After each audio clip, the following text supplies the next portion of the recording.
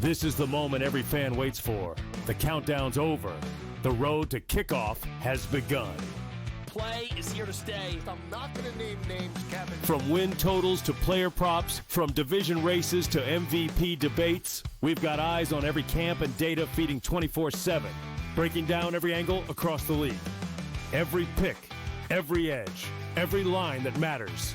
SportsGrid. Your road to kickoff starts now. Matthew Golden, one of my favorite prospects coming out of Texas.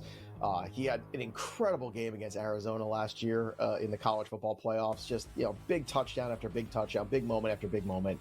I loved him all year, and I was a little, skeptical at first, like, okay, well, it's kind of a crowded wide receiver room. And guess what? It's getting less crowded because everybody's hurt in Green Bay. Matthew Golden is the truth. He's the only guy healthy enough to play. Fantasy sports today, only on SportsGrid. Netflix is back in a big way. They get Home Run Derby. What else is in store? Yeah, Craig, we told you they had a great shot at it, and if they do. Now, the deal's not done yet because there's some last-minute things. However, if the deal is done, Netflix gets Home Run Derby, Peacock and NBC get Sunday Night Baseball, and they also get the Sunday afternoon package that Peacock originally had 3 years ago, and Roku's had the last 2 years. NewsWire, only on SportsGrid. Basically, their whole entire year is going to come down to the Ohio State game. I would be surprised if they were to lose any game leading up to that. So them to go undefeated is 12-1 in the regular season. That's a regular season play. So I think that's possible to go 12-0 at 12-1. To win the Big Ten championship, I think is a 9-1 play is a good number to take because if they're in the game, we can hedge off of it. In-game live, only on SportsGrid.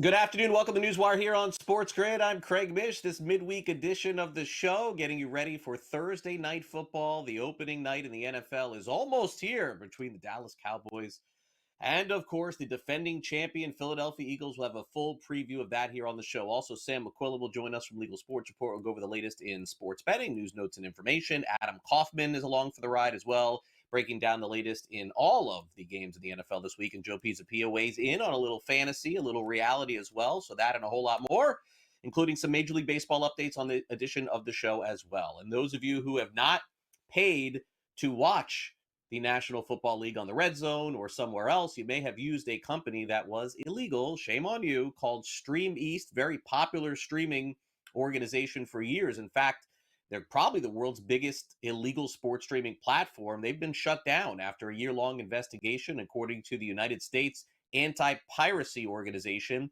80 unauthorized domains, generating 1.6 combined visits over the past year. An operation alongside Egyptian lawmakers and enforcement officials took place on Sunday, and they shut down Stream East. So what does that mean? It means they were operating, I guess, out of Egypt for all of these years. You're going to have to find somewhere else to get your free TV, but hopefully you're paying like me and everybody else. All right. Now, sports betting in the state of Texas takes a pretty big hit. Lieutenant Governor Dan Patrick is back for another 4-year term. It was announced yesterday, which could potentially prolong this stalemate over casino gambling and sports betting. Dan Patrick controls the bills that reach the Senate floor, and he's always said, no sports betting will happen under my watch in Dallas, Texas. We'll see if that happens throughout the state of Texas and Houston and everywhere else. And NFLPA interim boss David White says not so fast on an 18-game schedule next season. The interim director of the NFL Players Association told the Associated Press there have been no conversations with the league about expanding to 18 games. They increased to 17 back in 2021. Bad news for the New York Jets. Their guard, Elijah Vera Tucker, suffered an arm injury. He may need surgery, is not going to play this week against the Pittsburgh Steelers. The Buccaneers announced some long-term extensions. Luke Goedeke, a 4-year, $90 million extension. And they signed, of course, Tristan Wirf last season, so they've locked up some great offensive linemen going into the season. The new AP Top 25 poll is out in college football. the number one team in the country, it's got to be Ohio State. They took out Texas, so they moved to number 1. Texas moves to number 7. Florida State was unranked, but after their win over Alabama, they're now ranked 14th in the country, as you could see there. And Alabama goes from number 8 to number 21, 2 teams inside the top 25. Michigan and Oklahoma will take on each other this weekend, so there'll be some movement next week as well. By the way, there are college athletes who are suing the NCAA to extend eligibility to 5 seasons. They're from Vanderbilt. They're amongst 10 athletes suing the NCAA to force the association to allow athletes to compete in 5 seasons rather than 4. Certainly this would be groundbreaking, including getting more money for college athletes for 5 years as opposed to 4 as well. Big news for Wisconsin. The Badgers lost their starting quarterback, Billy Edwards, and he's not going to play this week against Middle Tennessee. And also Iowa's great running back, Kamari Moulton, has been ruled out in that showdown against Iowa State on Saturday. Big shoulder injury for him as well. In Major League Baseball, an injury to talk about. No doubt one of the bigger ones to the Boston Red Sox is losing their star outfielder and young prospect Roman Anthony, who they expect to be with the team forever and ever. After that signing that long-term contract, he's undergoing an MRI on his oblique, which could sideline him for the rest of the regular season in Major League Baseball. That would hurt Boston's playoff hopes, and Anthony told reporters afterward it happened on a check swing. No. Felt it today on the check swing. The pitch before, I swung and missed for a strikeout. And, just pretty sudden. What's your concern level right now? I'm not really sure. I'll see tomorrow after the MRI. Have you ever experienced oblique issues before? No, I have not. In terms of severity, is this different than, you got scratched for the lower back earlier in the season? Is this comparable in terms of discomfort, or is it pretty clearly separate?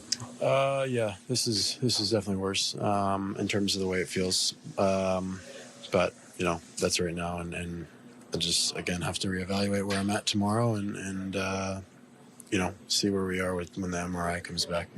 It's at least a 10-day IL, probably. I don't know. I wish I knew. I haven't dealt with something like this before, so I'd be lying if I said I knew. But again, we'll know in the morning, I'm sure. How disappointing is it to suffer even a minor issue right now at a time like this, at this point in the year? Yeah, it sucks. I've hoping for the best and staying positive, but anytime I'm not out there, I'm pretty pissed off. It sucks. Generally speaking, 4 to 6 weeks on obliques. We'll see if that puts Anthony back in time for the postseason. The Red Sox did win yesterday, 11-7 over the Cleveland Guardians. The Yankees also get a win, 2 home runs from Jazz Chisholm Jr.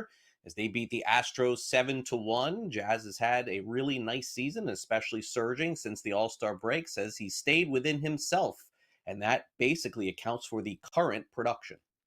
I feel like I stick to the plan, my approach is the right way, and just having a good game plan and trusting my teammates on what they seen before I got into the box. You mentioned that. How much did the scouting report from Grisham help you there in that 8th inning?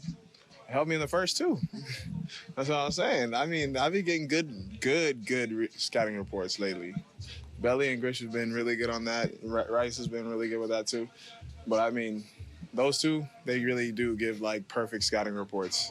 What did they tell you for that first home run there in that 2nd inning? So the first home run was more of you get him a little bit up and push him up and take your normal swing, which they mean me personally. Jazz, take your swing, and you're going to hit a homer to right field. And I was like, okay, let's see. So the first pitch, I didn't get him up enough on the first pitch, and I fouled it back. And I was like, okay, I see what he was talking about. And then for some reason, the other one was right in the spot that he was talking about, and I just swung. I didn't even think about trying to pull it, trying to go opposite field. I just swung the bat how I know how to swing the bat, and it was a homer. So, I mean, the scouting reports work. George Springer keeps the Blue Jays in first place with a couple of home runs yesterday. They outslugged the Reds 12-9. Seattle seems to be falling apart down the stretch. They lose to the Rays final 6-5. Shohei Ohtani hit his 100th home run as a member of the Dodgers, but their bullpen falters, 5 runs. They gave up to Pittsburgh. They lose 9-7. Orioles beat the Padres 6-3. The story for the Mets has been this young pitching prospect, Nolan McQuillan, who has come up and pitched great, 4-0, 1.37 earned run average. And after a tough first inning, came back to win. Mets 12, Tigers 5. Here's McQuillan on after a slow start, picking it up. Nolan, what was the adjustment that you and Louis were able to make after that first inning? I think after the first inning, I noticed I wasn't throwing many off-speed pitches for strikes, especially bigger spin like sweepers and curveballs. So we started to attack with some harder velo pitches, 4 seams, 2 seams, even the changeup started to find its place there. What are your thoughts on, or I guess I should say, what is your confidence level on all 6 of your pitches, and you know, how much does it allow you to kind of change the game plan on the fly when you've got that many weapons? Yeah, I mean, confidence is high. Started to lose confidence in the sweeper and curveball early just because I wasn't throwing it for strikes. And then once I got in a groove there, I figured I'd go back and try it again, and ended up having them later in the game. Kyle Tucker has picked it up lately for the Chicago Cubs, 3-run home run, and the Cubs beat the Braves by a final of 4-3. All right, coming up next, Adam Kaufman weighs in on the entire NFL slate after the break.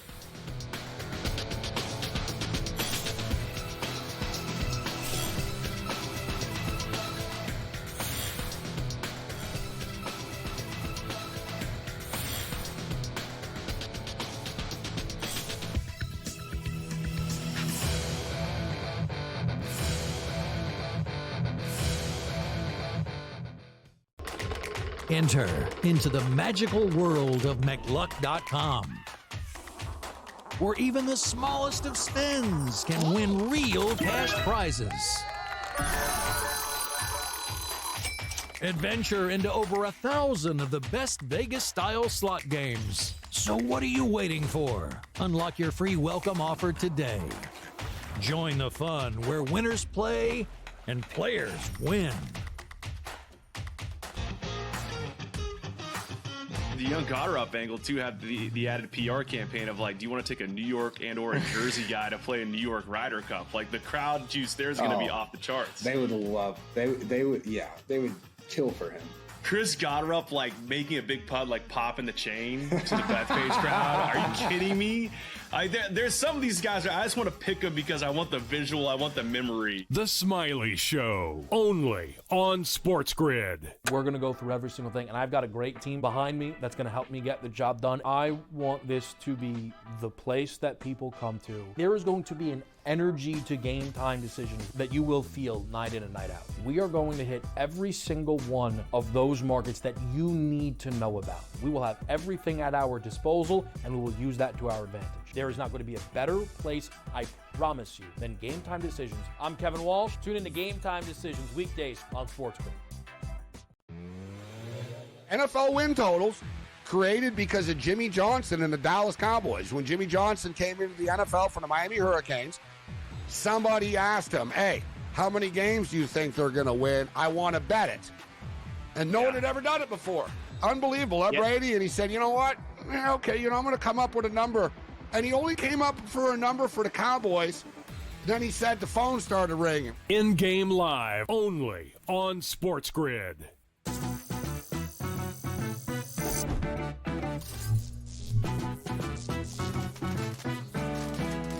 Did you know sportsbooks tend to draw up tighter bet lines for events that get even more bettors, like championship games or major matchups? My tip? Try betting on less popular sports. You might have a better shot at beating those odds. Now, go get lucky. See you in Las Vegas. Let's get lucky.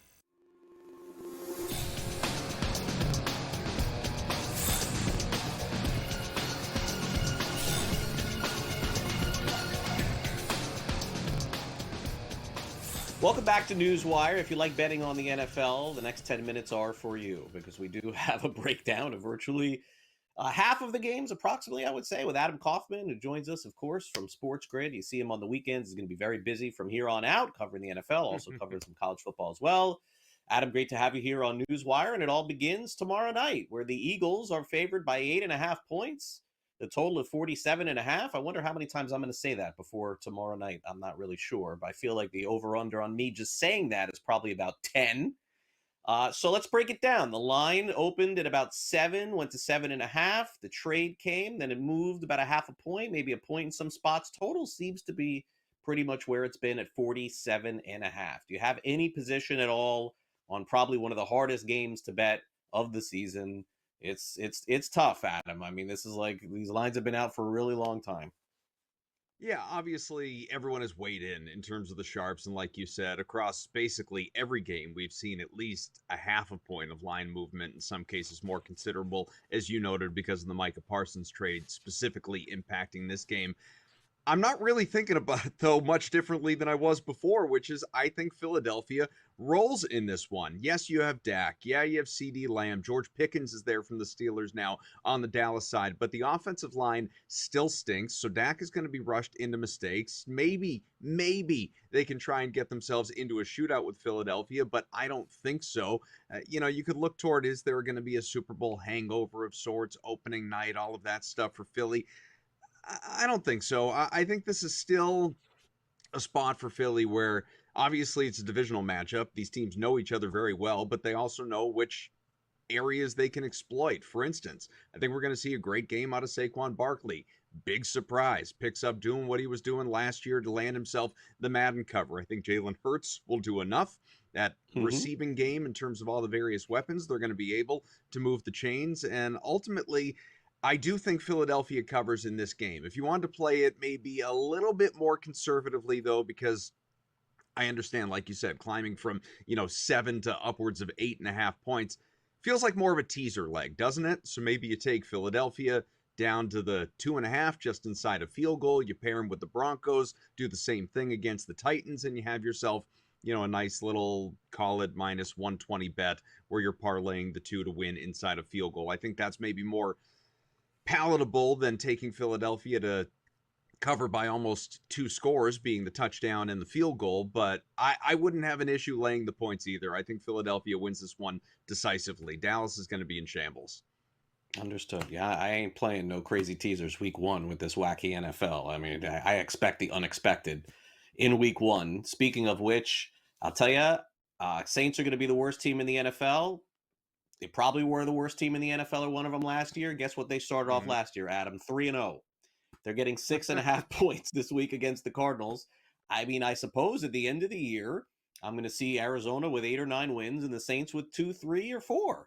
But it's the first week of the season, and they're playing at home, which is where they usually play well. The total is 42.5. I mean, I can't back the Saints here, but I just don't feel comfortable laying a touchdown with the Cardinals on the road at New Orleans. Well, you're right, the Saints were 3-0, but they also had a much better looking offense on paper. They had a much better quarterback than Spencer Rattler. I think this Saints team is going to be about as bad as advertised. Like you said, there's no way they get the over on their wins. There's just there's no universe in which that happens. So I would absolutely play the under on the Saints in season in general, and that starts right now against this Arizona team. The Cardinals, as we saw throughout last year, and I know they started hot, sort of faded down the stretch, still they were competitive game in and game out, and Kyler Murray stayed healthy. He's healthy right now. Marvin Harrison Jr., I think, is going to have a little bit of a chip on his shoulder after, by expectation, kind of a down rookie season. Wasn't part, for instance, of the all-rookie team. Didn't go for 1,000 yards. He had a bunch of touchdowns, but I think that Kyler Murray is going to be keying in on him. Not necessarily forcing him the ball a la, Aaron Rodgers, Devontae Adams in Green Bay back in the day, but I do think he is going to make a concerted effort to find Harrison more frequently and look to build up that rapport. You couple that with obviously Trey McBride, who was exceptional last year, and just, again, a Cardinals offense that is going to be in rhythm, I think, from the start against a Saints team that it's not just the new QB, who was terrible, by the way, in the preseason and is turnover prone and is going to be pressured. You have a new head coach in Kellen Moore. What's that going to look like? We don't know. I think you have some known commodities there in Arizona, enough so to cover the big spread. Yeah, I can't do it. Can't convince me on that one. Do you think the Cardinals were 7-point favorites in any game last year? I'm kind of thinking about that. Good question. It doesn't feel like it, but we'd have to look back. I don't know. All right, Bengals Browns this week. This is usually once a year. The Browns pull off either a win against the Bengals or the Ravens. It's like clockwork. I don't know that it happens week 1, Bengals, obviously very motivated to get off to a better start than they have been in past years. Total of 47.5. And look, the Bengals team total I think is really interesting, and I think they probably push that over. But I just don't know that their defense is good enough to cover a number like this. Maybe the team total is the way to go, and I hadn't spent a lot of time thinking about team totals just yet as I, really get into my research heading into the weekend. Feels like more of a gut play than a sensical head play, but I do like the Bengals to cover in this one. I think that Cincinnati, again, healthy Joe Burrow, we know what that offense is, phenomenal. Jamar Chase, T. Higgins, Chase Brown, and so on. I think they're going to be just as good as they were last year, and they were incredible offensively last year. The issue is defensively, they were among the worst in the league, and arguably they're even worse or comparably bad. They certainly haven't taken a step forward on that side of the ball, other than new defensive coordinator, which I am intrigued by seeing what kind of impact that makes. But look, I can spell all the reasons that we should be investing in Cleveland with Joe Flacco, who obviously is a hero around there. Cincinnati has it's been a house of horrors going to Cleveland for Joe Burrow. He's not had much success there. Weeks 1 and 2 in general have been bad under Zach Taylor. 1-9, I believe it is. Just pulling it. Yeah, 1-9 straight up weeks 1 and 2 under Zach Taylor. That is terrible. But I just feel like Cincinnati, after getting embarrassed in week 1 last year by the Patriots at home, I think they're going to find a way to go out and take care of business in Cleveland and cover the number. All right, we will see, Adam, and check back in with you next week. Thanks for coming on NewsWire. Always a pleasure. Coming up next, more Sound Off. Don't go away.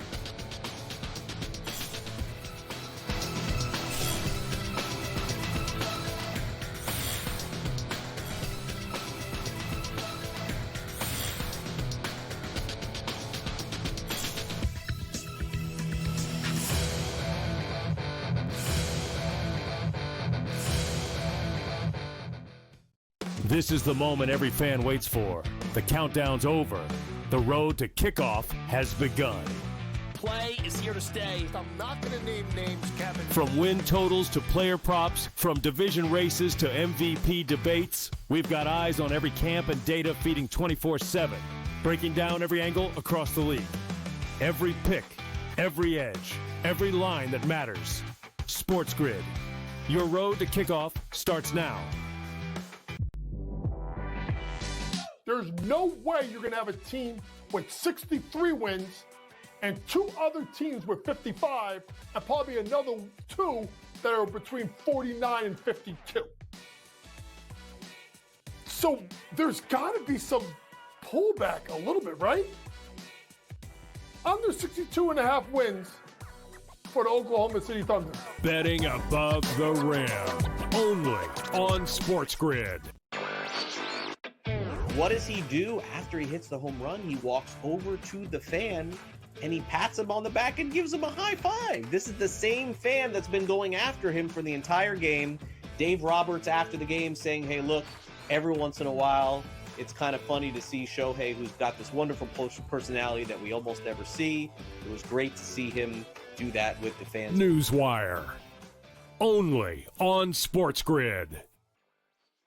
The sharpest football contest show in the land, the Las Vegas Football Contest Show, focuses on Circus Sports Million, Circus Survivor, and the Westgate Super Contest, handicapping the games and releasing our contest picks every week of the season. With 2 former Super Contest winners, Brady Cannon and James Salinas, a former NFL player, Mike Pritchard, and over $1 million in contest prize money won combined, the Las Vegas Football Contest Show will have you prepared this season like none other.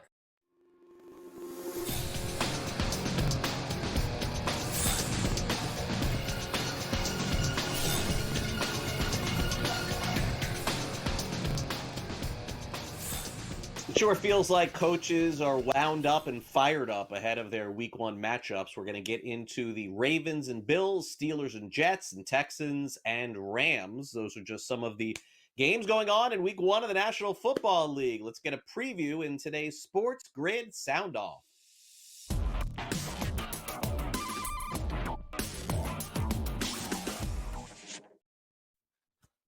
Well, it's certainly Super Bowl or bust for 2 teams playing on Sunday night. Baltimore Ravens and Buffalo Bills. One of these two teams has got to get past the Chiefs and get to the Super Bowl. For now, let's focus on the Buffalo Bills, who are opening up a brand new stadium next year.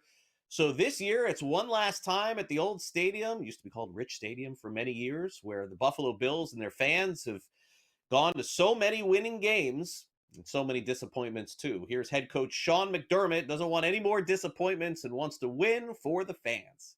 Just overall changing the narrative on Buffalo, that is honestly probably the number one thing for me, because I don't think, like I told that reporter or whoever it was, I can't remember, I think it was after a game late last year at home, that bothers me. Because that is not what I've experienced or my family has experienced. That bothers me. And that's probably, honestly, what drives me more than anything to win, is so that these people can finally say, you know, I hear it on TV. I hear it on, you know, I'm not even watching a football game or not even a football broadcast or whatever, and they refer to that,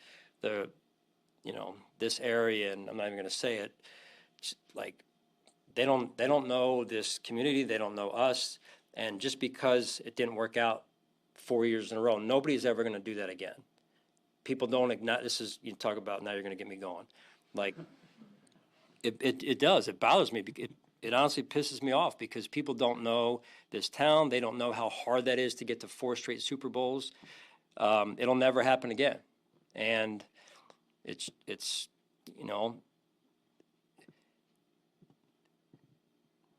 that's where there's other things that drive me. Yeah, like, we're good. I'm good.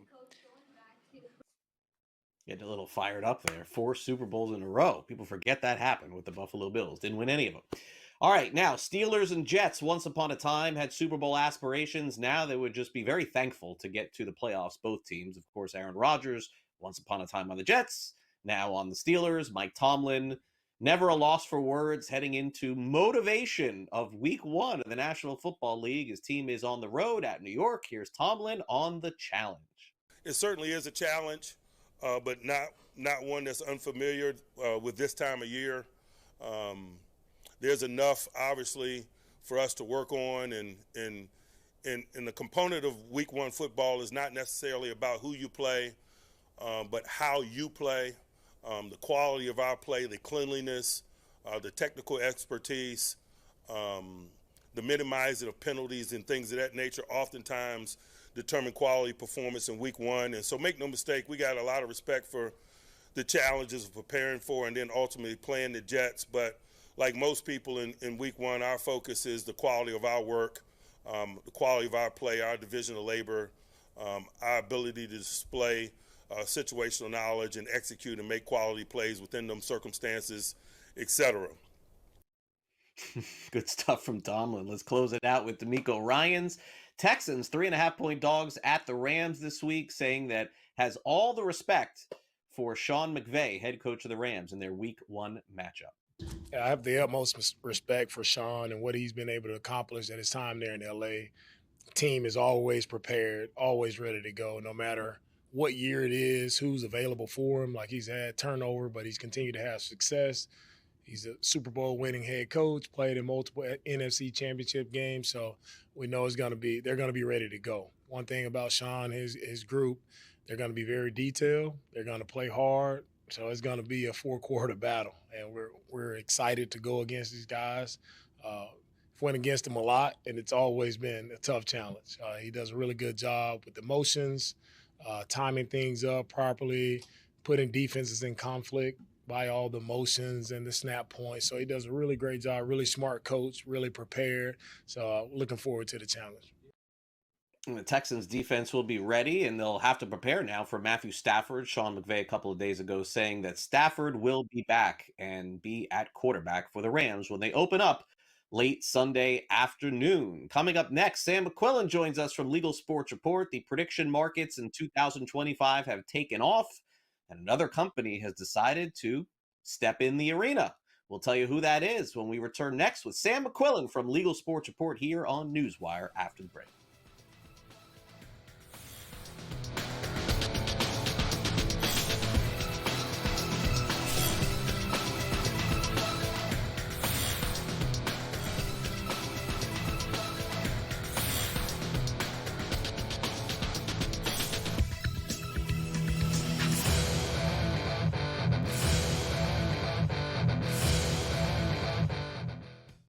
This is the moment every fan waits for. The countdown's over. The road to kickoff has begun. Play is here to stay. I'm not going to name names, Kevin. From win totals to player props, from division races to MVP debates, we've got eyes on every camp and data feeding 24/7, breaking down every angle across the league. Every pick, every edge, every line that matters. SportsGrid. Your road to kickoff starts now. There's no way you're going to have a team with 63 wins and two other teams with 55, and probably another two that are between 49 and 52. So there's got to be some pullback a little bit, right? Under 62.5 wins for the Oklahoma City Thunder. Betting above the rim, only on SportsGrid. What does he do after he hits the home run? He walks over to the fan and he pats him on the back and gives him a high five. This is the same fan that's been going after him for the entire game. Dave Roberts after the game saying, hey, look, every once in a while, it's kind of funny to see Shohei, who's got this wonderful personality that we almost never see. It was great to see him do that with the fans. NewsWire, only on SportsGrid. The sharpest football contest show in the land, the Las Vegas Football Contest Show, focuses on Circa Sports Million, Circa Survivor, and the Westgate Super Contest, handicapping the games and releasing our contest picks every week of the season. With two former Super Contest winners, Brady Cannon and James Salinas, a former NFL player, Mike Pritchard, and over $1 million in contest prize money won combined, the Las Vegas Football Contest Show will have you prepared this season like none other.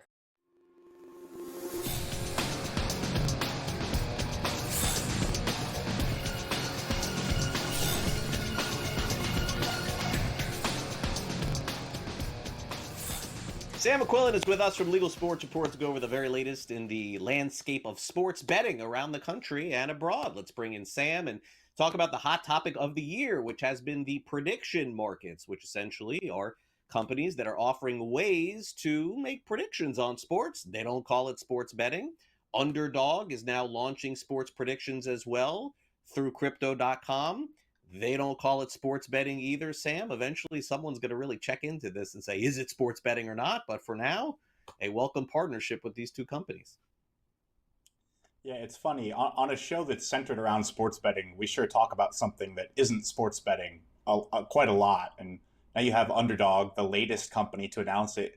It's going to get in the sports prediction market space through the partnership with Crypto.com.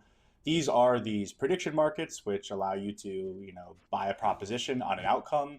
Could be a spread on an NFL game. It's even marketed by a lot of the prediction markets as betting, but it's available in all 50 states right now. They have contended that they are under federal oversight and thus don't need to get gambling licenses. Underdog only has one sports book in North Carolina. So this is basically them saying they're going to do sports betting in all 50 states without needing to get a license. Now, not really surprised. This is the route that they've taken.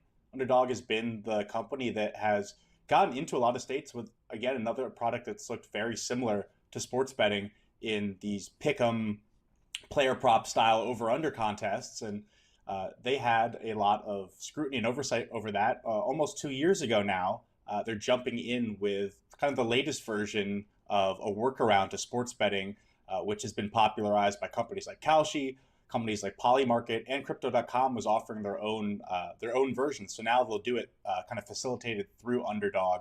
The company came out and said that they're going to focus specifically on states where sports betting isn't legal. So not really hiding what they're doing here. They want to get into markets where there is no legal DraftKings, there's no legal FanDuel option. And those are big states like Texas and California, which the sports betting industry, or if you live in that state, they've really pined to have a legal sports betting option there for years. So this is getting a product over to that states where people are very hungry for it and potentially doing it on a platform like Underdog instead of a platform like Kalshi or Robinhood. These are people who know sports gambling products. They have familiarity with what users want here. They haven't been offering contracts on the election, are now just getting into sports betting. So you could have a product that looks even more like sports betting in those states. And of course, this comes as multiple states have sued to stop this from happening. But so far, the federal courts have sided with companies like Kalshi and other prediction markets saying that it's really up to the CFTC to figure this all out. And the CFTC has not figured it out. They haven't really done anything here, which, the longer that happens, the more we're going to have companies like Underdog doing this, FanDuel potentially as well. So it's a space that just gets continued to be taken advantage of right now by these companies. And I wouldn't be surprised if we're talking about, Prize Picks or somebody else doing something similar sometime soon. Yeah, as long as they continue to operate, why not, would be my question if I was running these companies too, until they tell me no. All right, so the state of Illinois adding surcharges and extra taxes on different sports betting operations here. So I guess it shouldn't be a surprise, Sam, that another sports betting operator in the state of Illinois is also going to add a little bit of a fee to their bets too, to make sure they make up for some of the taxes. Yeah, Bet365 is the latest operator to say, in response to Illinois' new sports betting tax of 25 cents per bet, which goes up to 50 cents per bet after an operator takes over 20 million in bets. Illinois is going to have all operators now passing that down, Bet365 being the latest. They're going to charge customers 25 cents per bet, FanDuel 50 cents, DraftKings 25 cents, some bets will be 50 cents. And every other operator is going to charge a minimum bet amount as well. Folks like BetMGM, Circa is going to be $10. So you now have the first state ever where there is either a added fee on a bet or there is a minimum bet amount set. And that's in response to that per bet tax. So it's going to be really interesting to see what happens this NFL season. Illinois, not just being the first state to do this, but it's a very, very large state. They're about top 5 in sports betting handle usually every year. So the operators have responded by, adding these fees, which, if you look around online or talk to anybody in Illinois, most customers are not happy with. They do have the option to get rid of it. The state does if it's not going well, but that remains to be seen. We'll have to see how this plays out this NFL season. It's supposed to generate $36 million in extra tax revenue. But of course, that's if people keep betting the way they've been betting. If this leads to a scenario where people are using offshore sports books more, not betting as much, I don't think it will happen. I think largely people will just kind of take the hit and move on, complain, and kind of forget that it exists. But it'll be really interesting to see how it plays out this season, especially with, all the sports books are doing it there now. So it's no longer going to move somebody over to a different sports book. You kind of don't have many options if you want to save money on your bets in Illinois. But, if you bet a lot of money, if you bet, thousands of dollars on, really not that big of a hit. If you are, a smaller casual bettor, it definitely takes more out of your chunk. But yeah, we'll see what happens this NFL season with Illinois. It's a pretty interesting dynamic. Yeah, those $2 parlays just went up for a lot of people this football season on all of the different sports apps and betting operators too. Okay, so many years ago, before sports betting was legal, Sam, they just couldn't get these offshore, operators who were outside of the United States to stop offering sports betting. They talked about it for many, many years. Then sports betting became legal, and the offshore sports betting operators continued to operate as usual. But all of a sudden, in the last year, we've seen a lot of the offshores shut down, which I am perplexed by. I'm very surprised that it happened now. Almost makes me think that some sort of agreement was made, by the way. And GeoComply has some new data that shows that the direction that they're going, getting the offshore accounts out of the United States, is probably going to help the accounts inside the United States.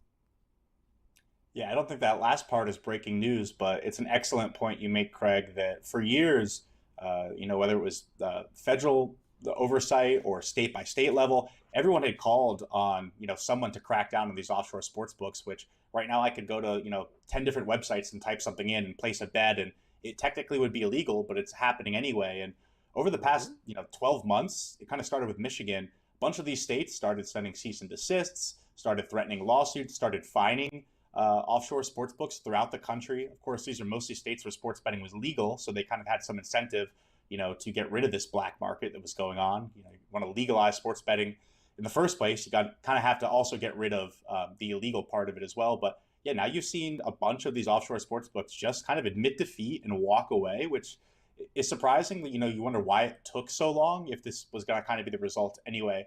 It definitely makes you think about what's going on behind the scenes. But GeoComply coming out yesterday, just a couple of days before NFL season, with data that shows that, there's 5 states that took recent actions against offshore sports books. They compared that to data from 5 states that did not, but were similar sizes. Those are Arizona, Louisiana, Massachusetts, Michigan, and Tennessee, they all took some action, and they found that they actually grew active players in those markets 10% on legal sports books faster than the states that hadn't taken enforcement action. New account signups were also up 39% in enforcement states versus similar sized states that had not taken action. So I think they kind of wanted to, throw that information there that, this is helping the legal market when you get rid of offshore sports books, when you threaten them, when they do end up, abiding by those threats and going someplace else and kind of just taking their losses. It does lead to a better legal market, which at the end of the day was one of the main components of legalizing sports betting in the first place. Now, the offshore market definitely is still thriving. It makes up about 33% of all the money that's bet in the U.S., but that number is down from about 40% a couple of years ago. You've had almost all 50 states came together to ask the Department of Justice for even more effort against these offshore sports books to not just, chase them down, but really eradicate them and get rid of them. I don't think that will ever happen. It also remains to be seen if the feds ever get involved with this. And I don't think it's as likely if you have, the success at the state level. But it does go to show that there's this kind of coordinated effort, and the data is suggesting so far, at least, that it's working. Well, Sam, great stuff as always. We'll read more over at LegalSportsReport.com and catch up with you later in the week. Thanks for coming on NewsWire. Yeah, thank you, Craig. All right, Sam, getting ready for the NFL, but we still have a month of Major League Baseball to go here. We'll recap everything that happened yesterday and take a look at the odds to win the divisions and postseason with Donnie Rightside of the early line next.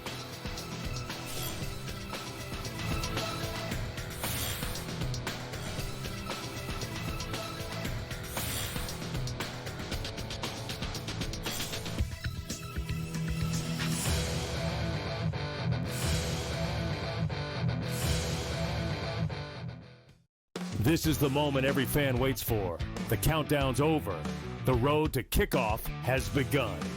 Play is here to stay. I'm not going to name names, Kevin. From win totals to player props, from division races to MVP debates, we've got eyes on every camp and data feeding 24/7, breaking down every angle across the league. Every pick, every edge, every line that matters. SportsGrid. Your road to kickoff starts now. There's no way you're going to have a team with 63 wins and two other teams with 55 and probably another two that are between 49 and 52. So there's got to be some pullback a little bit, right?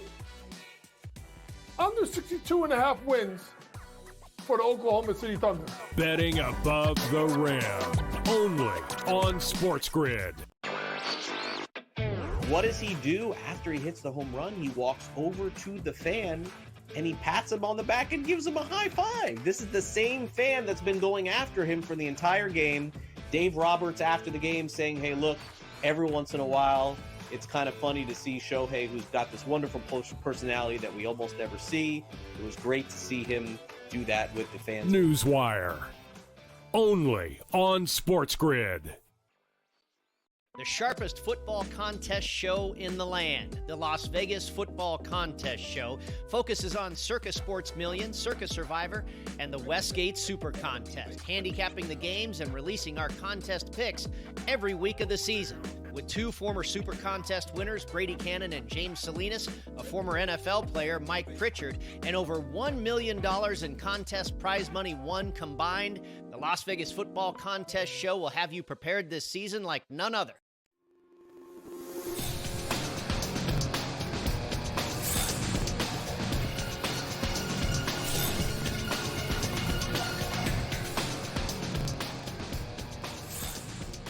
Each and every morning here on SportsGrid, you can watch Donnie Rightside and Joe Ranieri on the early line. So we'll call this the mid-afternoon line with Donnie as he joins us now here on the show. Donnie, great to have you back here on NewsWire. Boy, a lot to cover here. I know that we're chomping at the bit to do football talk with you, Donnie. I know we're going to do that soon. But for now, we still got a baseball season to finish out here, and the regular season in September and the postseason in October. So you and I will do that here without further ado. Let's lead off with the one team I never want to lead off with, which is the Yankees. The Yankees yesterday, 7-1, hitting 7 home runs. I've never seen a fan base panic as much as the Yankees fan base does during a season. Donnie, the season is 6 months, 5 if you check out in September. You're going to have a bad month. The Yankees had a horrible month. That is true. But beyond that, their regular season looks okay. They're going to win their 90 games or maybe a little bit more and get to the postseason. What is everybody freaking out about? Everybody freaks out. It's a Yankee tax and a Yankee fan tax as well, where every single season you enter into the equation going like, it's championship or bust. And if we don't have 100 wins by September, oh my goodness, Brian Cashman, go out there and make some deals in the offseason. The team will be just fine. Why? Because the rest of the American League isn't that great. So when you sort of measure yourself up, Craig, like with the Yankees team, if there were 3 world beaters in their division, in their league, you say, oh, you know what? The Yankees might not look so good. Are you telling me they can't beat the Tigers, the Houston Astros, the Seattle Mariners in a playoff series, specifically if it's a 7-game series? They're just as good as every team that's going to make the playoffs here. So slow the roll down. Yankees had the lead to start the season. They're 2.5 games back now. And by the way, there might be a chance that they can overtake the Boston Red Sox and also the Toronto Blue Jays and still win that division. And away you go into the playoffs. No panic. Keep calm. Keep calm. Yeah, that's the way it works. A big injury for the Red Sox. We'll get to that in just a sec here. So the Blue Jays defeat the Reds 12-9. And I'm sure, Donnie, you recall when the Blue Jays went out and gave George Springer that mega contract. And for years, it was like, this wasn't really great. All of a sudden, that contract looks amazing. If the Blue Jays end up winning the division and Springer, I mean, it's probably fair to say he's going to be a top 5 or top 10 MVP guy at the end of the season for the Blue Jays. They win 12-9, and he's carrying them, Donnie. No, he absolutely is. And by the way, the best part about yesterday, handicapping is, oh, no, they're going to run into Nick Lodolo. He gets scratched. It's basically a bullpen game. And Toronto's like, yes, please. Let's get all the offense we can to get those good mojo and good vibes back in the building. They played 12 runs there. But this was a team, Craig, that entering into the season, we're like, oh, they're going to trade their pieces at the deadline, and we don't even know if we want to sign Vladimir Guerrero Jr. to a big contract. This was a team in flux that now is in September in the wheelhouse right now to actually win the American League East, which is pretty surprising. But the bats, Craig, they've been phenomenal over the past month and a half for those Jays. The Red Sox win yesterday, but lose Roman Anthony. This is an oblique injury, and it's going to be a while. I watched the post game here that we played on the show, and I don't need to tell anybody that when a player has an oblique issue, it's an IL stint. It just comes down to, is it 4 weeks? Is it 6 weeks? Is it 8 weeks? Somewhere along those lines. So it's probably the rest of the regular season without Roman Anthony, but they do get the win yesterday. And Donnie, let's take a look at the current state of the American League East. It is just tight. The Blue Jays have now fallen all the way back, even with winning, to minus 170. They were minus 240 last week. Here we go. Yankees are right there again. Red Sox are 4-1. And those pesky Rays, they just keep finding ways to stay alive and win. They're probably not going to make the postseason. But, man, they're fighting till the end. Yeah, spoiler alert there on the Rays, right? You take a look at their last 10 games, 8-2 overall, 5 games in a row they've won. But also, how do you get back into a race? Well, it's like the Toronto Blue Jays, Craig. It's simple. They go 5-5 in their last 10, and the Yankees go 8-2. Ooh, got a bug in my throat right there talking about the Yankees, but you get the point there. Yeah, I do. Let's take a look at that finish last night, by the way. Tampa Bay beat Seattle. Final score, 6-5. Cal Raleigh hit his 51st home run of the season. He's having an MVP campaign that you probably would never see out of a catcher. The last guy that I remember that hit like this in a regular season at catcher, Donnie, had to be Mike Piazza. Piazza, of course, a lot higher batting average, 100 points higher than where Raleigh is, but he had 40 home runs that season. Raleigh now has 51 on the year. And let's take a look at the American League West standings as they stand currently, Donnie. Houston, 76-63. Seattle, 73-66. Texas, 72-68. The Angels and A's are both out of it. And as you mentioned before, we'll play spoiler. So should we be wary of the Rangers now at this point? They do have a couple of equalizers there in their rotation. One could miss the rest of the regular season, Nate Eovaldi, but let's not forget Jacob deGrom is there too. Feels like the Guardians to me, right? Where the Guardians were like, okay, let's trade everybody away at the deadline. And, oh, no, they're playing really good baseball now. It's like the Rangers woke up on the season when a lot of their good players got injured and their starting pitching went down. Look at them over the past 10 games, 8-2 overall. They're only 4.5 games back, not from the wild card, from winning that division. So why can't they play at least spoiler down the stretch and put some pressure on those two top teams? Because also, when you look at Houston and you look at Seattle, they're not playing great baseball right now. They should be much better here. The Astros just went through a funk where they barely could get any runners scored in scoring position. And now you take a look at your best pitcher and your catchers fighting while you're on the mound by getting slaughtered by the Yankees 7-1. It would be crazy if the Rangers, who I thought at the beginning of the season, Craig, would actually win the pennant. and now saying they're playing their best baseball without their best players, make it make sense, because it doesn't to me. Yeah. Dodgers lose yesterday to the Pirates, but the Padres lost too. Giants do win. But, Donnie, I think at this point, time is running out on the Padres, and I'll explain why. So you look at the standings, and you say to yourself, how could they be so close, but the Dodgers are minus 500? Well, I'll explain it. The Padres, Donnie, 3 game back in the loss column, but they also have lost the season series. So at this point, the Padres are going to have to virtually play 75, 80% winning baseball the rest of the season. And that's with the Dodgers only playing 50%. I don't know. At this point, I know it's close, but it does feel like it's the Dodgers division. Yeah, you hit the nail on the head there, because most people will just look at the standings like, oh, they can make that up. Do you know how hard it is to jump one team? And let's just say if there was 2 or 3 teams above them, they were trying to fade. It's really hard to do that, because as Craig just pointed out, you have to go on an unbelievable win streak at the same time where the other team isn't winning their baseball games. And every game you let slip away, like yesterday against the Baltimore Orioles, you just go deeper and deeper. When the Dodgers lose, you have to win. And there's not too many opportunities down the stretch where the Dodgers are going to be on an extended losing streak. Ohtani should pick up the win today, probably in Pittsburgh. But at the same time, I'm with you. Padres will get into the playoffs, but I don't think they're going to be able to track down the Dodgers at this point. Phillies and Brewers, potential playoff preview here. Yeah. Can Aaron Nola post an ERA better than 6 in tonight's game? I see the over 9. It's like, you're crazy to go over 9. Have you seen these 2 pitchers lately? I think we get 10 runs, Craig. Thanks, Donnie. See you next week. Yep, you got it.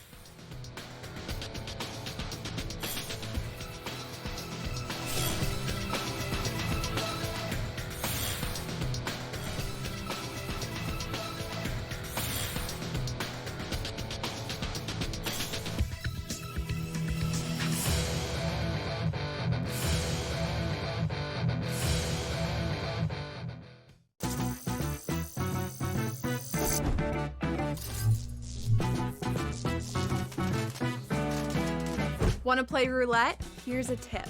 European roulette has a lower house edge than American style. The lower the house edge, the better shot you have at winning. Most online casinos offer European roulette. So, if I were you, I'd get spinning. Now, go get lucky. See you in Las Vegas. Let's get lucky. I don't like it. Does he think he's playing on the opening kickoff? Does he want to get a handoff at that point? I mean, he's involved in the program. Here's the problem with James Franklin. Why do coaches even run out with the football team? Like, Andy Reid doesn't run out with the Chiefs. Yeah, but it's the NFL. This is college kids. They're college basketball. Do those they're guys like a run out father figure. Well, they used to be like a father figuring. Now the kids are making more than the coach. SportsGrid's College Football Today. The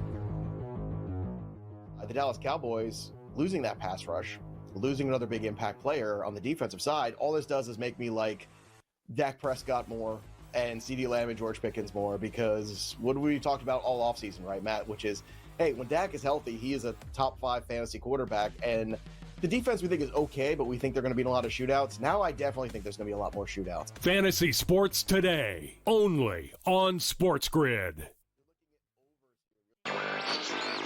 At the moment, you will not be able to do a bet on the television set. However, Emily made it very clear that's what we ultimately want to do, and we may do it sooner than later, where you will be able to put a sports bet on the service through your smart TV set with your remote control or with your voice, especially if a service like Alexa Plus, which is scheduled to go on Amazon Fire TV sets and other smart TV sets, actually happens. NewsWire, only on SportsGrid.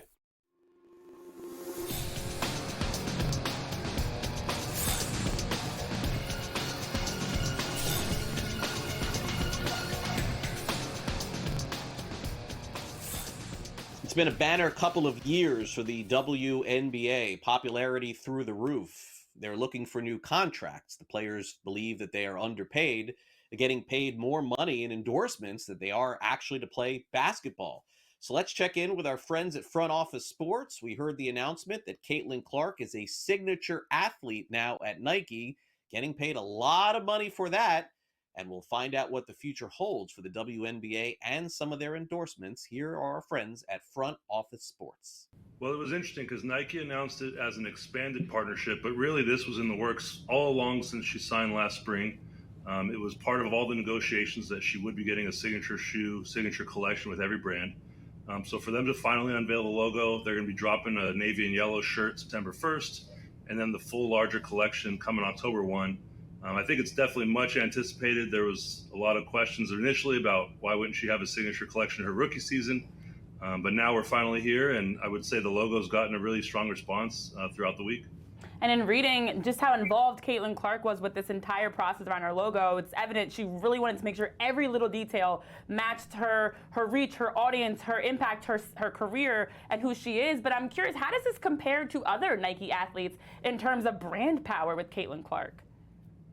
Yeah, so the logo is always sort of the first big step of these deals, right? And I kind of break it down into 3 buckets. So you have what I call initials and number logos, and then you have a symbol logo, so like Kobe's logo, and then you have silhouette. I think everybody's familiar with the Jumpman. So there's kind of 3 approaches you could take. Caitlin and her friends, a lot of people call her CC. And so that was something that all along it sounded like they wanted to be the real marker of her logo. So you see those 2 interlocking C's, but I think the bigger picture piece that's cool to me is we're going to see a lot of this come to life almost as if it's a fashion logo, I would say. I think a lot of the comparison early on was references of Chanel and Gucci and other high fashion brands. So you could kind of see they're taking a little bit of a different approach with the logo in terms of not just making it a sports mark, but kind of keeping things big picture and seeing really how big this signature line could grow. Well, let's talk about the process in terms of the design process here, because as you mentioned, the shoe's not going to be coming out until next year. Is there more pressure to get this first shoe right because of who she is and what she represents? And how long does it sort of take to put these shoes into production? Definitely. I think this is probably the most anticipated signature shoe since LeBron's in 2003. So that's 22 years ago, as crazy as that sounds. Obviously, LeBron's still going. But when it comes to signature shoes, this is a shoe that everybody's been looking forward to. The timeline always is 18 to 24 months. Literally in LeBron's case and maybe less than a handful of others has there been a rush timeline. So it really is a longer process that Nike likes to take their time with to make sure they get it right. We just had a similar wait with Asia Wilson. That felt like a really long process from my perspective too. And it was a full 2-year process that fully released this year. So when Caitlin signed last spring in 2024, it was always slotted as a spring 2026 launch to sync with what will be the 30th anniversary WNBA season. Unless there's a lockout, that's another conversation. But, that was always the timeline they were tracking on and something that everybody's anticipating. Well, I know you mentioned Asia Wilson and her shoe that dropped. I mean, since Cheryl Swoop's iconic first signature shoe dropped back in 1995, we've seen a boost in the last recent years of active current players that have shoes. It's Sabrina Ionescu, it's Brianna Stewart, it's Asia Wilson, Angel Reese, Caitlin Clark as well. How important is it for the WNBA's players to have a signature shoe, and especially for the growth of the league, to get it right in how it's rolled out? Well, we're seeing a huge resurgence, no doubt. There was a 10-year gap before Brianna Stewart's shoe with Puma. And, basically Caitlin is the 10th Nike athlete to have a signature shoe, but only 15 women in the WNBA league history have had a signature shoe. So when you look at, last season in the NBA, there was 28 players that had their own shoe. That was the most in league history. Still on the W side, it's been few and far between. So in almost 30 years, we've had 15 athletes. But like you said, Cheryl Swoops, to me, is probably the most prolific. She had 7 shoes with Nike. A lot of the other players on that list maybe had 1 or 2 shoes only, but Cheryl was the first. And then Cheryl, of course, has had the first ever retro shoe as well, which was a few years ago. So it's something that we've seen Nike initially invest in when the W came around. And now more recently, there's a huge, huge resurgence. And it's not so much that it's a nice to have or that there's players getting spotlight. This is becoming a real business driver as well. We're seeing Sabrina's shoe was worn by 54 players in the NBA last season. She's trending up towards what's going to probably become a 9-figure business. And Asia Wilson as well. I'm expecting dozens of NBA players to wear that shoe this upcoming NBA season. And we're seeing now the W signature shoes being worn all across colleges as well. So it's not that there's players just wearing the shoes. We're seeing them sort of have an impact across the industry.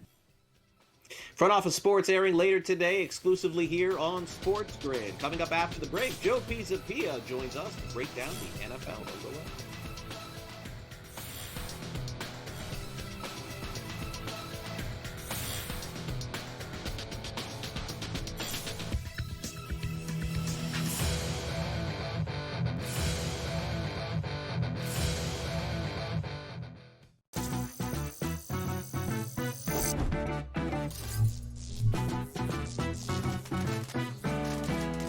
Want to play roulette? Here's a tip. European roulette has a lower house edge than American style.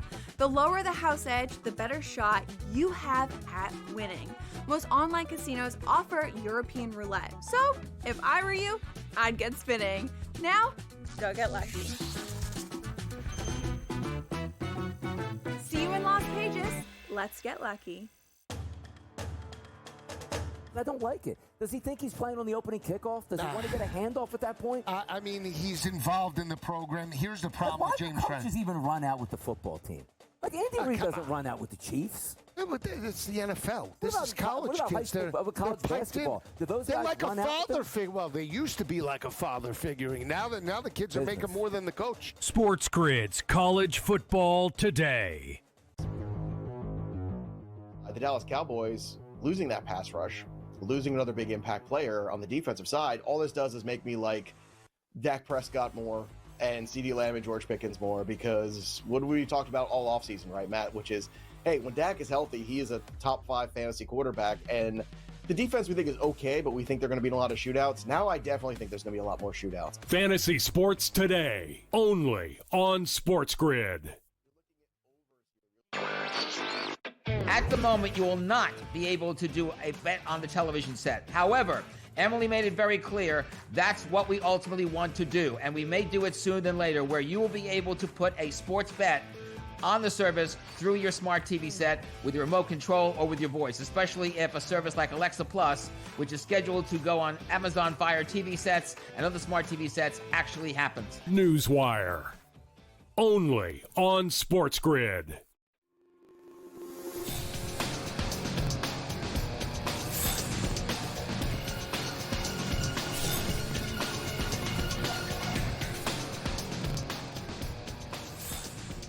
All right, welcome back to NewsWire here on SportsGrid. Get ready over at Fantasy Pros all season long. They got you covered for fantasy football, betting pros as well, and the Fantasy Black Book for 2026 is due out next week. No, I'm just kidding. We're going to have to wait at least 2 more months for that. Joe Pisapia joins me now here on the show. You like that joke, right? It's kind of accurate, though. Hey, man, it's not funny, though. It's not funny because the reality is in mid-October is when I'm going to start writing the baseball one. I know. With all my friends. And so it's like, it never stops. Baseball, so right. No, it's a joke to you. It's real life for me, Mish. The fantasy flag football book comes out in December, too. On that one, too. So, all right. So Joe is with us here to break down the games. He promises he's going to take some dogs, so we like that. Let's start off with the first game that we're going to discuss on the board here, one of the biggest favorites of the weekend. It's the Denver Broncos. I thought this line was 8.5. I stand corrected. It is now down to 7.5. So some money coming in on Tennessee. Total 42.5 in this game. The Broncos, super high expectations. If I had to go back and look last year, I would guess Denver was more than 7-point favorites. Maybe once all last season. But they're certainly expected to make a big jump. Does that happen in week 1, Joe, against Tennessee? Well, I think a lot of this has to do with the opponent. And I like Cam Ward as a prospect. I'm actually cautiously optimistic. He's a very serious kid. He works really hard. I like Alec Ayomanor a lot. He's a deep league fantasy stash pickup kind of guy. We're going to talk about him on FST on Sunday, too. He's available in a ton of leagues still. But at the same time, you're asking a rookie quarterback in his first start in the NFL to go on the road to Mile High, and then on top of that, face that secondary. And I just think that's a really tall order for the Tennessee Titans and Cam Ward straight out of the gate. If this was in Tennessee, maybe I'd feel a little differently, but not at home, not against Denver, not with all the weapons they have to. I mean, they brought in Evan Ingram, they drafted RJ Harvey. They've got a lot to work with there. Mims looks like he's going to play this week. So it's a pretty big number here for Denver. You're not wrong. And normally I wouldn't be comfortable with a 7.5 for a Denver team that grinded out some wins last year. But again, I keep coming back to the same thing. Rookie QB in that scenario is just a really tough spot for a young kid. I think it will get better. So if you're looking to buy low on Cam Ward or Titans after this week, probably a good spot in week 2 to do that. But week 1, I think is going to be a really tough sell. Broncos against the spread at home in week 1 and week 2. One of the best bets in the NFL in the last 20 years. So maybe that continues this week at Mile High because of Mile High. All right, so now the new look Seahawks, of course, getting a couple points here this week as they open up at home against the San Francisco 49ers. Last year, Joe, the 49ers, a horrible team betting against the spread. One of the worst teams in the NFL. They fell completely flat, but allegedly pretty healthy going into the season, although, again, their wide receiver, Jawan Jennings, has had some issues. Ayuk, of course, is hurt, and he's out. McCaffrey, we believe to be healthy going into the year. They're laying 2.5 points on the road. Total 43.5. Common thread this week in the NFL. We are seeing some very small road favorites this week. Are the 49ers one of those to back? No, I actually like Seattle in this game. And I'm going to tell you, look, Ayuk not going to be playing, right, for a couple weeks. Jawan Jennings wants to be traded. I think that, you're looking at Christian McCaffrey, who didn't play a single snap in the preseason. I get it. Some guys did not. But for a guy like Christian McCaffrey, I think it was important for everybody to see how healthy is he really. And normally you would see him for a series or two when he was healthy. So I think it's a really bizarre pick here where everybody seems to be on the 49ers. A lot of the money's coming in on there. But I don't think people give the Seattle Seahawks defense enough credit. It is in Seattle in their building. Underdogs at home. Give me Seattle with the points here on this one, because I just feel like, despite the fact that there's offensive line issues in Seattle, the one thing they're going to be able to do is run the football, control the clock a little bit. And if you can run the football effectively on the 49ers, don't give that offense a whole lot of time to operate, and then play good defense, which I think they're capable of doing both of those things. I think the Seattle Seahawks are in a spot here where they could even upset the 49ers. We see this every single week, right? Week one, every year, this always happens where we say, oh, well, 49ers, whatever, they're just going to go in there and they're going to, take care of the Seattle Seahawks. Why? Why do we think that? Seattle was a pretty darn good team last year, and that defense came a long way year over year. So, again, Seattle not a perfect football team, but I think home underdogs week one, I think this is one of the biggest trap games you're going to find on the slate. And I like Seattle with the points here. I think this one's going to be really tight. At the end of the season, I think most people feel the Steelers will have a better record than the Jets, but they do match up the two teams in week one, with Pittsburgh as a slight favorite, -2.5 in New Jersey, the total of 38.5. That's one of the lowest on the board in the NFL this week, Joe. No, either of these two teams are expected to throw the ball a ton. Lots of running from the Jets, lots of running from the Steelers. I mean, is this game going to just come down to the last 2 minutes of the game? Who has it last and kicks a field goal? Because it sure feels that way. Maybe, but if a game has, 14-10 written all over it, it's this one. I can tell you that. You got two new quarterbacks and two new offenses, right? Neither of these offenses run at a very high pace, right? These are not high-octane offenses. This is grinding football, running the football, running the football, running the football some more. You got a quarterback on one side that's 100 years old and a quarterback on the other side that has struggled over his period of time in the NFL to be a steady completer of the football. And with Elijah Vera Tucker also hurt here, that's another big one too. I'd be looking at props here for sacks on the Steelers side a ton. Everyone always wants to bet all the props on the offensive side because those are the sexy ones. We make a ton of money over at Betting Pros betting on those defensive guys to get sacks too. You're usually getting some really good plus money. Guys like Watt and some other Pittsburgh Steelers guys that are going to get after the quarterback, Cam Hayward. So I'm looking at this as a scenario right now where 38.5, I am shocked by this number that it's so high. This is a huge under for me, and that's the way I'm playing this one. I don't care who wins this. Everybody's going to lose because it's probably going to be a very boring football game, and at the end of the day, I don't see either team getting into the 20s here in terms of points. I would be shocked if it happened. I think the crowd will be into it for a while too, giving Aaron Rodgers the business in New York. I think that's definitely out there, but again, we know what the Arthur Smith offense is. We kind of know what the Jets want to do. And now this Vera Tucker injury on top of that to the offensive line, that's going to prohibit the Jets, I think, from doing some of the things that they feel good about coming out of camp. So this is a really bizarre one here. 38.5, I think, is way too high of a number. And I would be looking at the under. And don't be surprised if by the time we get to Sunday, that 38.5 is long gone. I think this is the time to pound that number. Giants take on the Commanders, and the spread does seem right. It seems like Washington should be about a 5.5, 6-point favorite. But this is where I think this game is peculiar. If that is the case, why is this total 45.5 on the higher side? It sort of leads me to believe that there is not a lot of backing on this Washington defense. We know that their offense is going to be among the very best in the NFL, but the total is sort of telling me that the Giants could have their way a little bit with Washington, Joe. Look, the pass rush of the New York Giants is going to be for real. I think this defense is a lot better than people are going to give it credit for. Abdul Carter is a huge addition. You're having him and Burns, and you have this whole group now that can really get after the quarterback. And that's going to cause some problems, I think. You also have a running back committee now where roles are still kind of fluid. Ja'Cory Krosky-Merritt was listed as 4th on the depth chart. That shocked a lot of people, not me necessarily. I think he was getting way overhyped in drafts. I think Chris Rodriguez to score a touchdown might be the best bet in this game. You're probably getting an enormous number right now.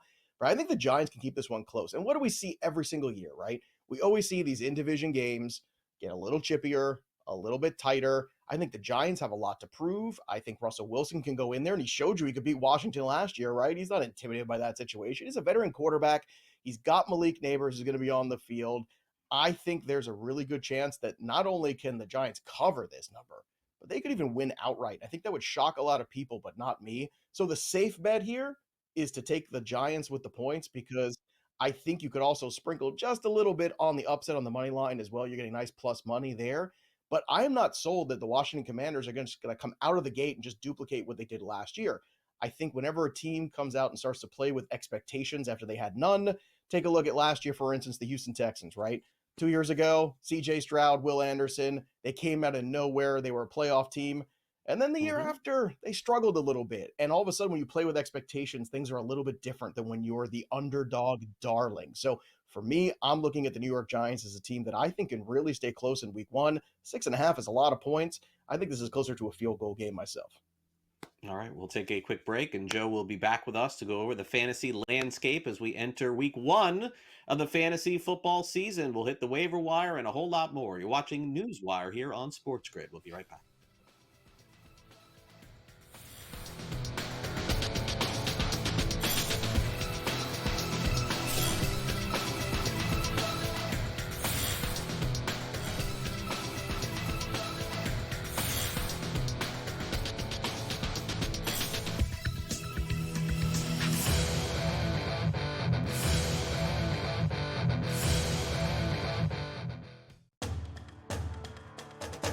No better place to be than SportsGrid. College football today, right here on the SportsGrid Network. Joe, Lisi, Donnie, right side for the entire season, Joe, on Saturday. This is your place. This is your place to be, Joe. I love it. I tell you. And it's flying. Show's flying. We're on an hour already. I can't wait. We're licking our chops for these Rat Pack games. And it's a great slate. Look at you on the screen right now. Look like a little rat. SportsGrid's College Football Today. Matthew Golden, one of my favorite prospects coming out of Texas. He had an incredible game against Arizona last year in the college football playoffs. Just, big touchdown after big touchdown, big moment after big moment. I loved him all year, and I was a little, skeptical at first, like, okay, well, it's kind of a crowded wide receiver room. And guess what? It's getting less crowded because everybody's hurt in Green Bay. Matthew Golden is the truth. He's the only guy healthy enough to play. Fantasy Sports Today, only on SportsGrid. This is the moment every fan waits for. The countdown's over. The road to kickoff has begun. Play is here to stay. I'm not going to name names, Kevin. From win totals to player props, from division races to MVP debates, we've got eyes on every camp and data feeding 24/7, breaking down every angle across the league. Every pick, every edge, every line that matters. SportsGrid. Your road to kickoff starts now.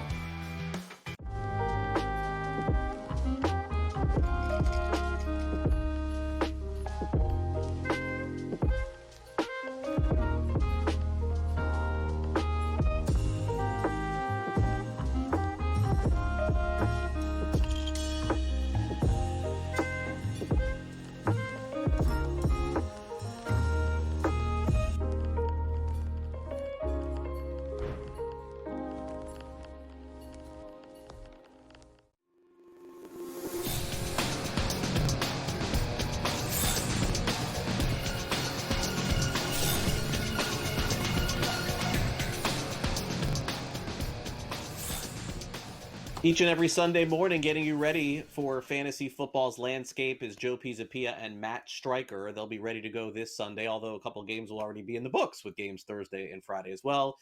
Let's talk some waiver wire and talk some fantasy with Joe. Of course, also has the Fantasy Black Book for those of you who are still waiting to draft. You're running out of time. The season begins tomorrow. So, Joe, let's take a look at some waiver wire claims this week, and the hottest names are at running back, as they usually are.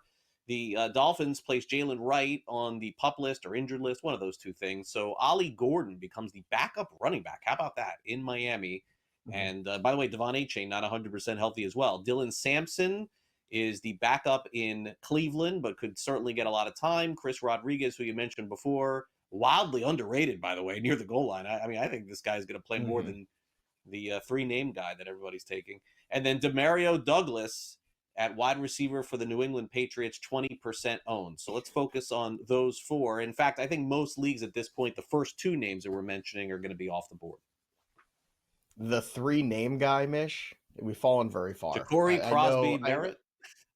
Crosby. But it's been a holiday weekend. I don't think he's going to be anything. I don't think he's going to be anything this season. I think whether he is or isn't, I think the fact that he got pushed up into the almost top 100 players overall, I think was just a little absurd because nobody knows. And where he was going, some of the other names around there, I just found hard to believe. And Chris Rodriguez is a guy that I think could get some early down work. And as you alluded to, the goal line work. And that's important.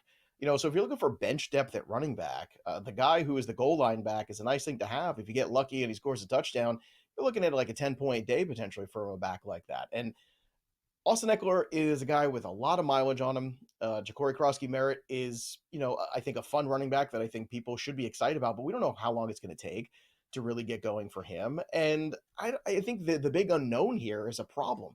Now, Rodriguez is the guy that I want because especially in those, non-PPR formats or even half PPR formats, that guy is probably going to be the one when you get down to the goal line. And when you have Jaden Daniels, as great as he is rushing the football, I think you're going to see a little bit more of that development like you started to see even last couple of years here, especially last year with Derrick Henry along with Lamar Jackson, where Lamar got pulled a little bit away from working the goal line.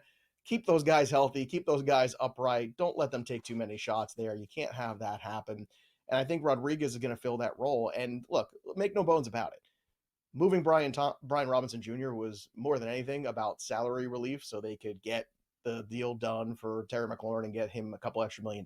That's what this was all about. So they could pretend like, we didn't really want him, we didn't need him. It was really about we got to cut something somewhere, and it turned out that's what they needed to cut. Now, Ollie Gordon, that's the one that's the most intriguing to me of all these guys because Ollie Gordon, we've seen the Miami backfield in the past yield two fantasy running backs. We saw Raheem Mostert just go off on a touchdown binge a couple years ago. And yes, it was Achane's rookie season, but Achane hasn't always been the picture of health in college or in the NFL. And he's already dealing with a calf issue. So running backs with calf issues, these are dangerous things potentially. I would be shocked if there was a full workload in week one for him. So Ollie Gordon, I think, has a lot of flex appeal this week. I think he's got touchdown equity. I think he has shown you he can be a 3-down back as well. At OSU, he was a really solid running back. And I think the fact that he ended up in Miami, a lot of people just sort of dismissed it because they thought, well, he's going to get buried on the depth chart until he came out in the preseason at 126 rushing yards and a couple touchdowns and looked spectacular. And Jalen Wright, frankly, looked awful. And now he's on the pup. So the pathway has cleared for Ollie Gordon, and I think this late surge of running backs, that's the one that I want. Dylan Sampson on the Browns, another guy, too, that I think has some appeal with the whole issue surrounding Quinshon Judkins, and I think everybody knows what Jerome Ford is, he is an okay complimentary back, I would say. A jag, just a guy, is probably what we're talking about when it comes to Jerome Ford. But Dylan Sampson, another running back that I think in the draft process, a lot of people in the scouting world really liked. A lot of us fantasy nerds and dynasty nerds really liked. But then he got drafted after Quinshon Judkins, and a lot of us thought, well, again, buried on the depth chart. Not now. Now that pathway is open for Sampson. So if you came out of your drafts a little light the running back position, those are three guys in particular at RB that I think can really help you. The most immediate, I still say, is Ollie Gordon, because there's an upside where Devon Achane either has a re-injury of that calf issue or just gets kind of a mild workload week one to manage him a little bit. And next thing you know, Ollie Gordon looks great. And maybe Ollie Gordon really works into an interesting tandem with Achane. There is that potential there. Don't discount it. Ollie Gordon is a very talented back. Yeah, the thing with Gordon is kind of more of an indictment on last season with the Dolphins. When Mostert wasn't scoring, they could not get in from the 1-yard line, and they couldn't do it in the preseason either. So I just don't think Achane is going to be the goal line back. It's going to be somebody else. Gordon, honestly, Gordon may only get 5-6 carries, but a lot of them may be in that red zone in the goal lines. That's 6 points if he gets in the end zone. Meanwhile, Washington's running backs Eckler, McNichols, Rodriguez, and Bill Krosky, Merritt. Those are the 4 running backs in Washington going into that Giants game. Let me close out with this. And I think I'm going to ask the question that a lot of other people are asking themselves too. How is it possible, and I'm going to throw Yahoo under the bus, how is it possible that you can give a draft grade of a D+ or an F after a draft? Like, what do they base this on? Like, I'm very happy with the draft that I had in my league on Monday night, Joe. I got a D+, and I'm thinking it was because I drafted the players that I wanted to. And it wasn't because I drafted who they wanted me to in that spot. What gives? Mm-hmm. Well, remember, any sort of those pre-draft rankings, that's like polling, right? It's not the truth. It's just a consensus. It doesn't mean it's right or wrong. Last year, Brock Bowers was the 10th tight end being taken in drafts, just like Tyler Warren this year. If you could do it all again last year, I guarantee you a lot of people would have taken Brock Bowers a whole lot sooner, right? So yeah. I think a lot of it has to do with the rankings at that site. And that's why you go to Fantasy Pros, right? You can upload your rosters and you can go ahead and for free and sign up there. And then you can have me grade your draft and give you an F because you deserve it, Craig Mish, because I know what kind of drafter you really are. But in all seriousness, you can choose the graders of your draft. You can look there. The Yahoo grades, I've seen a lot of them. They've been very tough this year. So don't be disheartened, everybody out there. If Yahoo gave you a bad grade, that's okay. You'll live. It's about the grade at the end and whether or not you get a championship. It's not about what you get after the draft. Yeah, they said I drafted with one hand behind my back. That was the quote that Yahoo gave me. So I would here's my quote for Yahoo. I can't do it on the show, but you see one of these fingers? I have one of these fingers for you. Oh, I see. Joe, have a great show this weekend.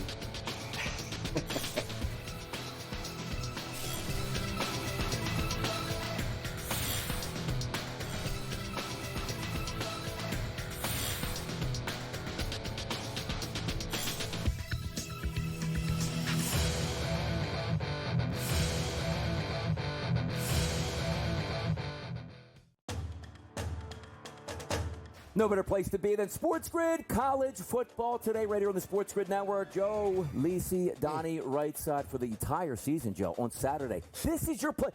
This is your place to be, Joe. I love it. I tell you. And it's flying. Show's flying. We're on an hour already. I can't wait. We're licking our chops for these Rat Pack games. And it's a great slate. Look at you on the screen right now. Look like a little rat. SportsGrid's College Football Today. Matthew Golden, one of my favorite prospects coming out of Texas. He had an incredible game against Arizona last year in the college football playoffs. Just, big touchdown after big touchdown, big moment after big moment. I loved him all year.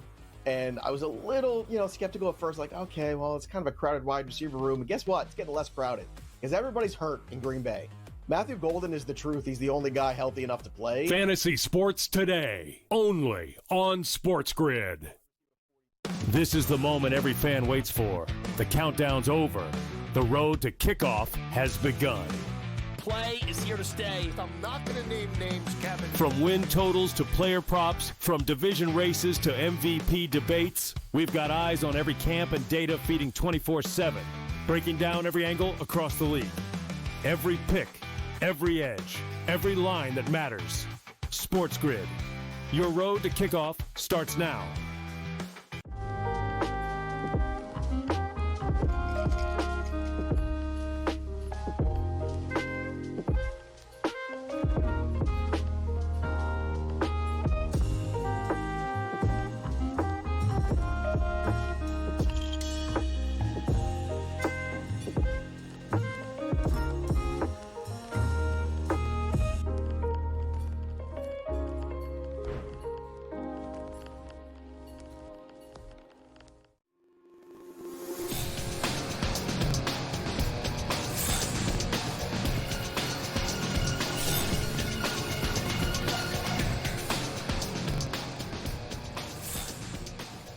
All right, welcome back to NewsWire here on SportsGrid. Got a big weekend, of course, of NFL action coming up. College football seemingly takes a little bit of a back seat. The games not as fantastic in week 2 as they were in week 1. So we'll go back to week 1 here for a minute with LSU and Clemson. We'll also give you a preview as to what the Eagles will be doing when they raise their banner coming up on Thursday night.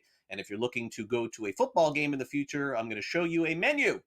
Time now for some last licks.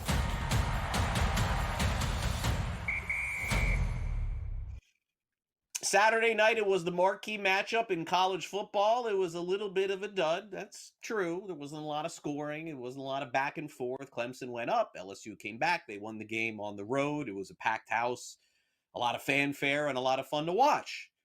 But, both teams didn't play great. I think that's fair to say. But very interesting comments made by head coach of Clemson, Dabo Swinney. He thought that not only did his team not play well, but also LSU didn't play well in this game. Check this out.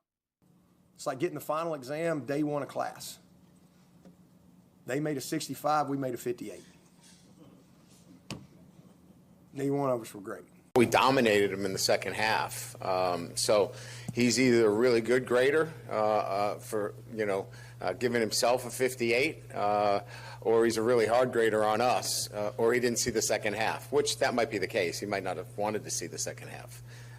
So, again, look, this is all like, past. 65 for LSU from the opposing coach. I mean, Dabo's not totally wrong. LSU didn't play well in that game either, but to throw that out there on the coach after you just lost in that game, not the best look at all. Clemson will be fine. It was the first game of the season. And by the way, LSU is probably not winning the national championship. They'll lose a game somewhere down the line as well. But very surprising to see a war of words after a game. Usually that happens before a game. Philadelphia Eagles set to raise the banner from winning the Super Bowl on Thursday night. Of course, they'll take on the Dallas Cowboys, and so they will raise the banner for the Eagles winning yet another Super Bowl.